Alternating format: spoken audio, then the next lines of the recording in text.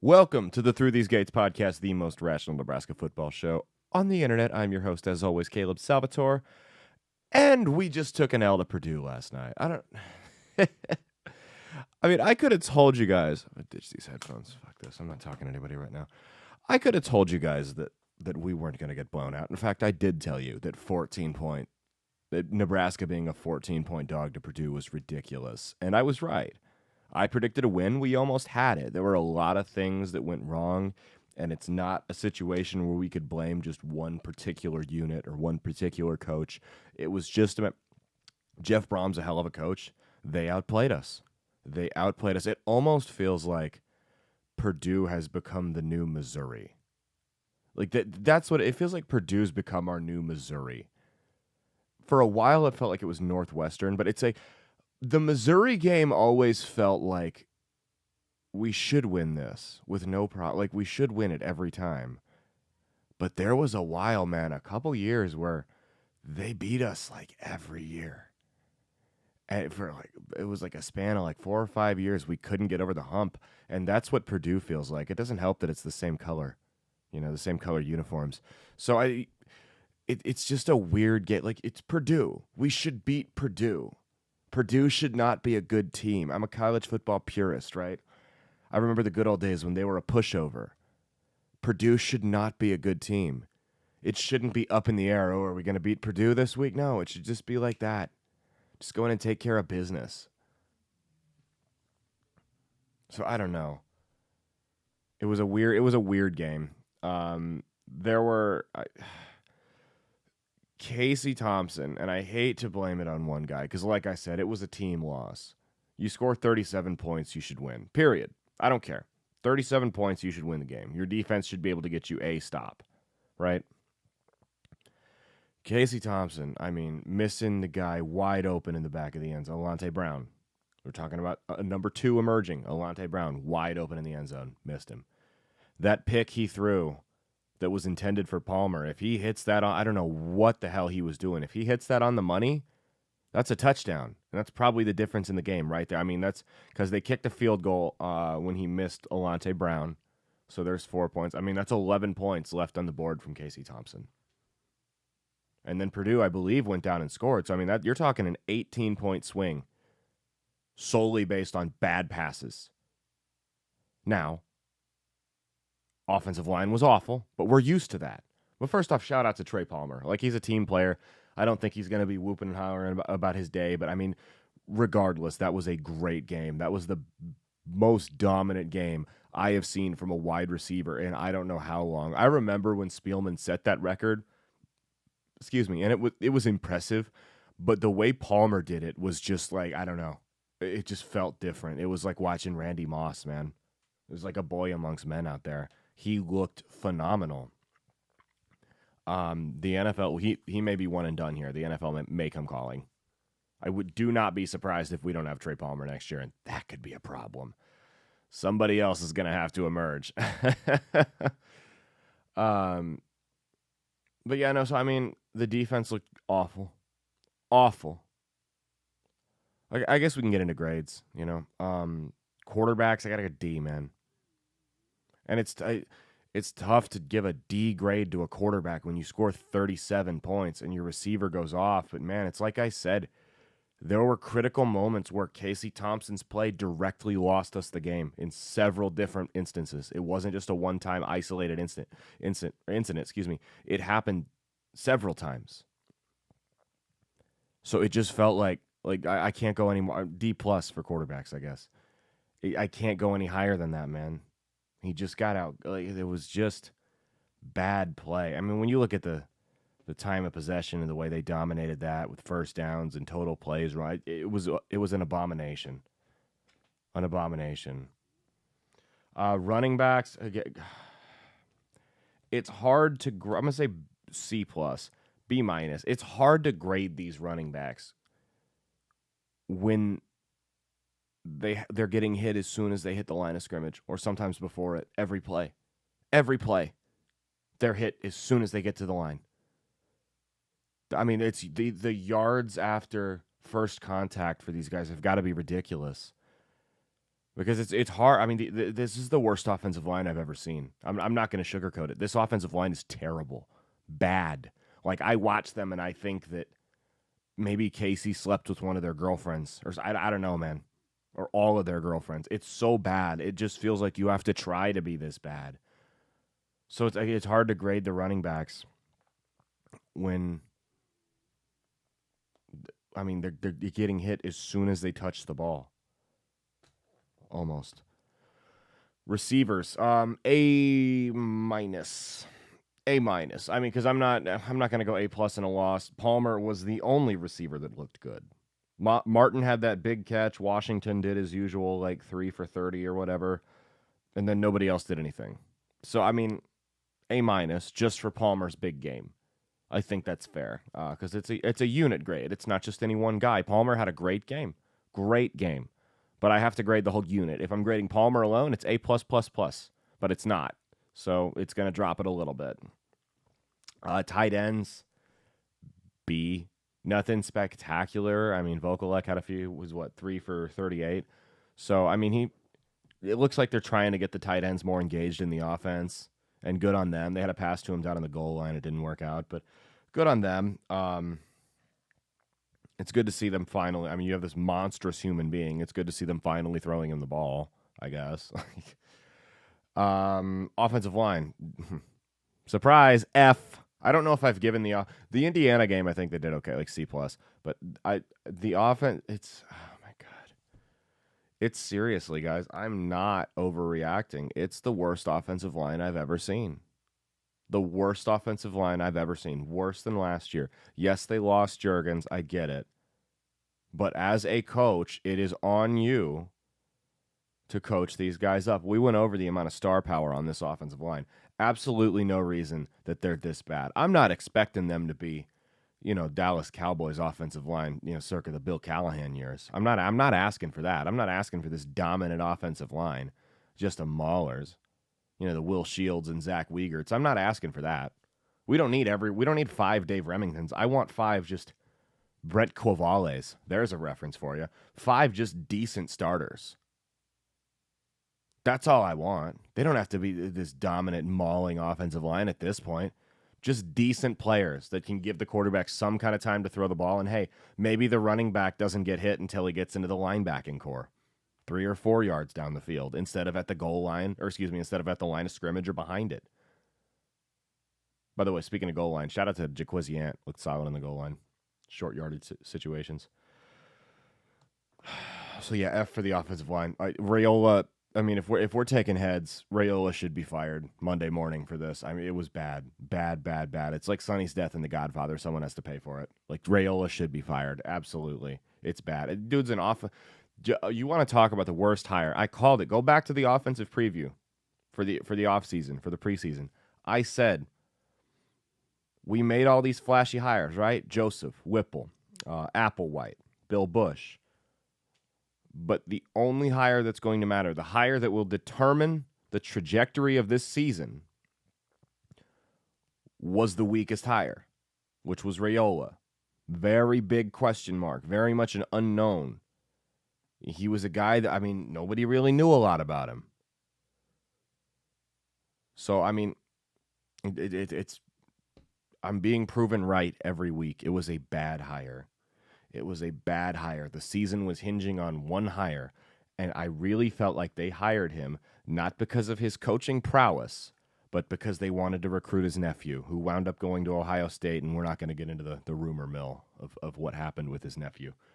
But it really did. That's what it felt like. They hired Raiola to go after one recruit, a quarterback that it wouldn't have mattered because they wouldn't have been able to protect him if his uncle was still the offensive line coach. So I don't think he's going to be here next year. Defensive line, F. They get no push, man, none. Linebackers, D- for inside linebackers, probably a C-. Pass rush was okay at times for outside linebackers. Sorry, pass rush was okay at times, but it's just too many mistakes, man. Very disappointing, that unit, the edge rushers. Defensive backs, F. You get shredded for 391 yards and 4 touchdowns, you're getting an F. Sorry. That's just what we're doing here. I don't know what else to say. I mean, you get shredded like that, it's an F. Quentin Newsome, like every night, Quentin Newsome would have like a good play, and I'm like, all right, now he's getting into it. Now here we go. It's starting to gel. The tide's gonna turn. We're gonna start shutting these guys down, and then he'd get blown away. It's just, it was bad. Special teams, I gotta give them an A. I'm not giving anyone an A+ and a loss, but I mean, they blocked a punt, 4 for 4 on PATs, 3 for 3 on field goals, hit one from 43. Buschini, 53-yard punt. He was averaging 42 yards. Nothing ridiculous happened on kickoffs. They had some solid, they had a couple solid returns with Hill, with Tommy Hill. So, I don't know. A for special teams. Really, special teams did their job. Coaching.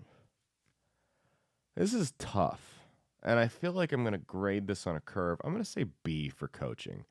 I don't think the coaching was bad.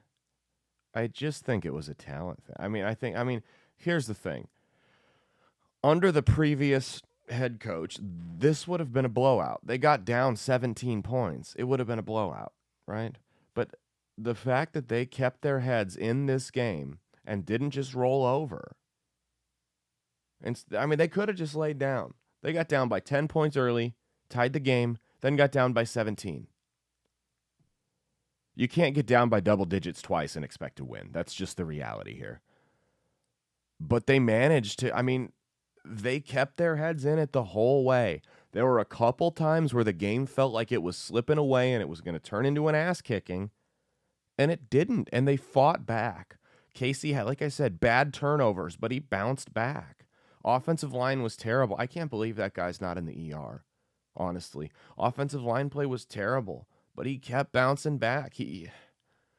I don't think they want him to, because I can tell by how hesitant he is in the pocket, but I think he needs to start running the ball more. If you're going to have an offensive line that's this piss poor, your quarterback's going to have to be able to maneuver, and he's going to have to be willing to scamper for 5, 6, 7 yards at a time.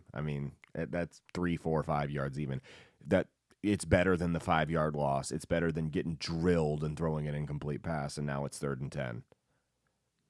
So they're going to have to let him run a little bit. Even if he doesn't want to, he's going to have to start doing it, because that's just, if you want to win games or at least be competitive with this offensive line, you can't just sit back there and get killed all game. It's bad, man. I don't know how to put it into words to describe how bad this offensive line is. It's bad. Terrible, man. Nobody wants to play right tackle. We might as well just have 4 guys and line up with an extra receiver. Because the right tackle, no matter who's there, it's just awful. It's like having a cone there. Not even like a traffic cone, like a practice, like a running cone. They just run right through it. They don't even run around it. They run through it. It's bad. I can't get into like how bad this offensive line is. The path forward is murky, man. I thought we had a shot at the postseason at making a bowl game. But I don't know. I think a lot of that was hinging on beating Purdue. I think it's not out of the question that we make a bowl game. Let me know in the comments. Do you think we make a bowl game? If so, we need 3 wins. They're not gonna give us 5 with one of those wins being an FCS team. We need 3 wins. So we won't get a pity bowl. We need to get 3 wins. Let me know if you think we're gonna make a bowl game, and if you do, let me know where those 3 wins are coming. Where are they coming from? The Big Ten, Minnesota lost 14-26 to Illinois. Right? Minnesota looks a lot more human. Wisconsin lost to Michigan State. Minnesota looks a lot more human than they did a couple weeks ago. A couple weeks ago, I thought they were the shoe-in for the West.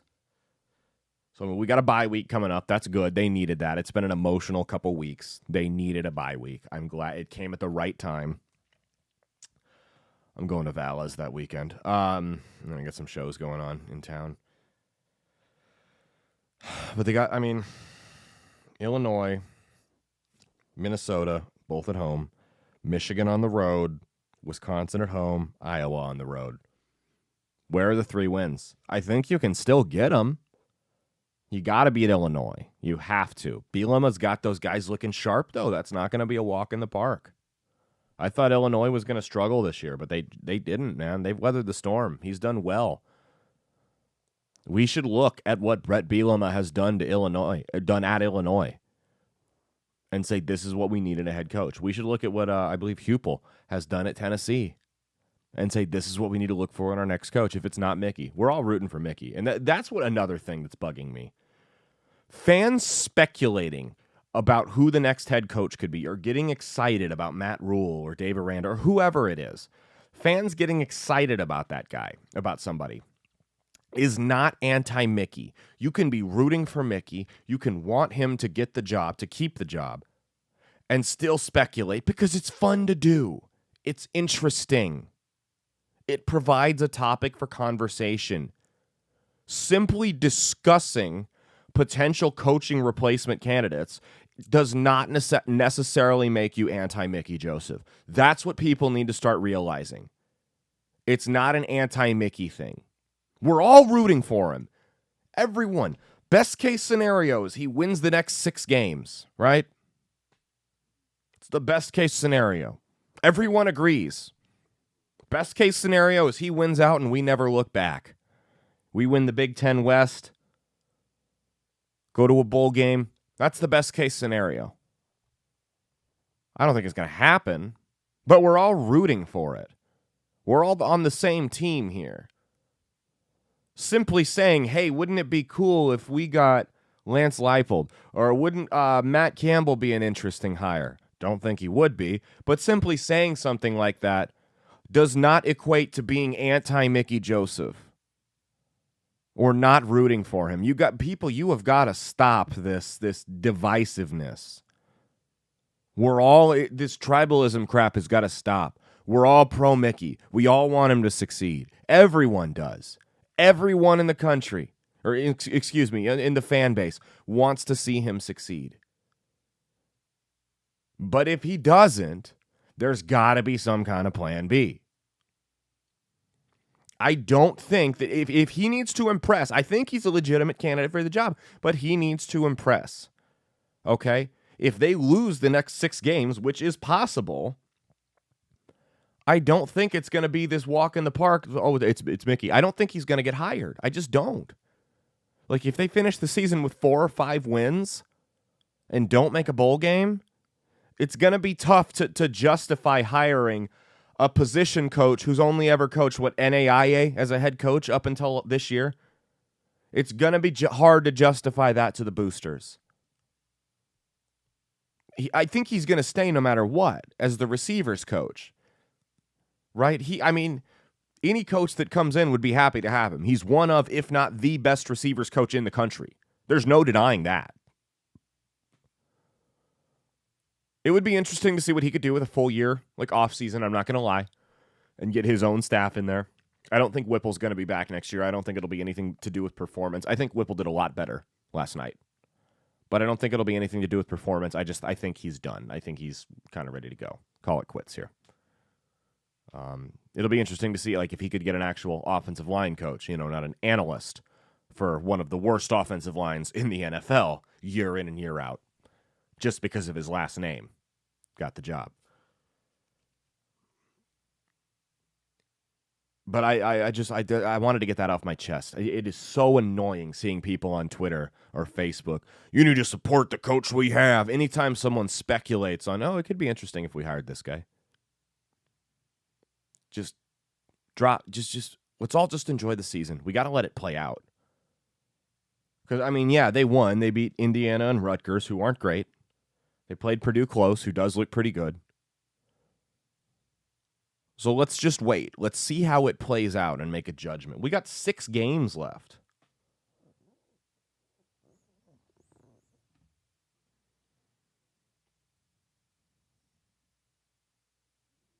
Excuse me, 5 games left. I don't know why I said 6.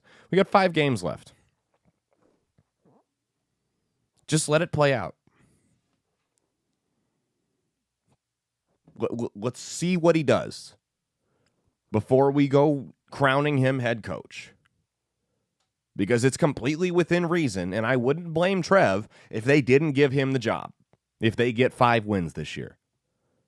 So just relax and see where it goes.